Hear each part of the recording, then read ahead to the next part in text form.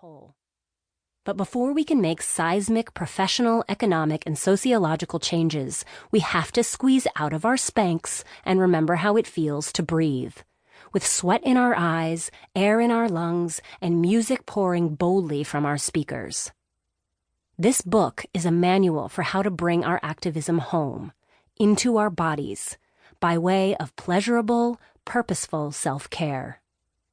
Physical disobedience is any action that feeds, strengthens, or nurtures our bodies as a direct, unapologetic act of defiance. It is fierce appreciation for what our bodies can do, how they feel, and how they look in all of their imperfect glory. It's a concrete, immediately impactful way to push back that benefits each of us as individuals while simultaneously affecting positive social change.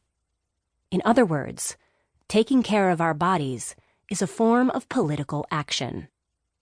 Physical disobedience is about refusing to acquiesce, refusing to allow our bodies to be objectified by others, and taking a hard look at how we objectify them ourselves.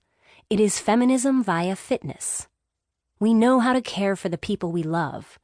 We need to make sure our own bodies are cared for as well, and that requires a hefty dose of appreciation and exploration.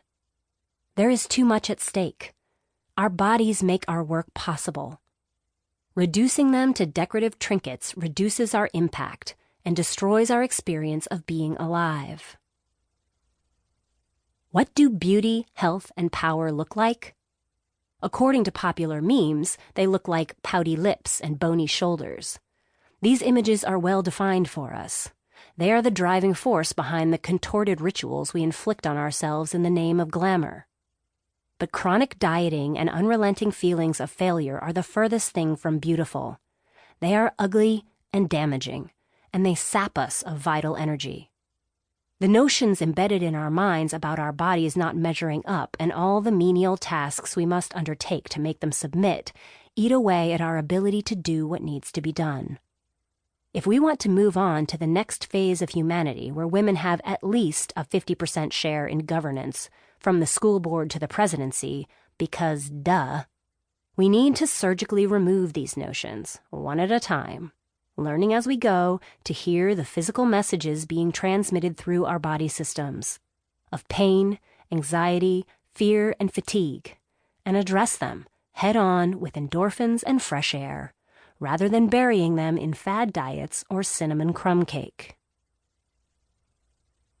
Making peace. The summer after I graduated from college, I spent sunny afternoons in a dark, one-room apartment, staring at my body in a plastic full-length mirror that was stuck to my closet door with double-sided tape. The bottom left corner was always detaching from the door. I nudged it with my toe, and it would stick for a moment before pop, coming loose again. When I engaged in this charming self-analysis, I was usually wearing some incarnation of faded polyester lace underwear and no bra.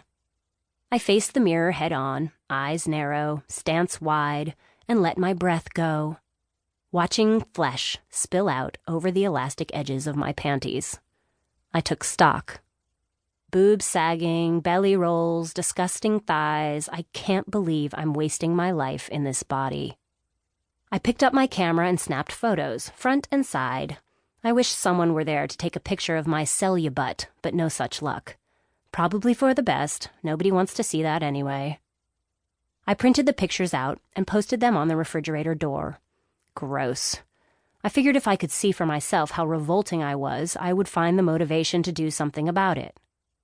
I was 22 years old, 5 foot 7 inches, 155 pounds. Seriously. That boring, overworked pattern went on for years.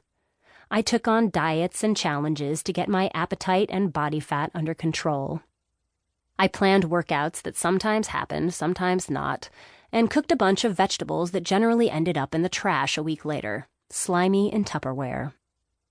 I hovered a hair trigger above a state of panic, like SpongeBob SquarePants having a nervous breakdown at the sight of cake, or fries, or food of any kind.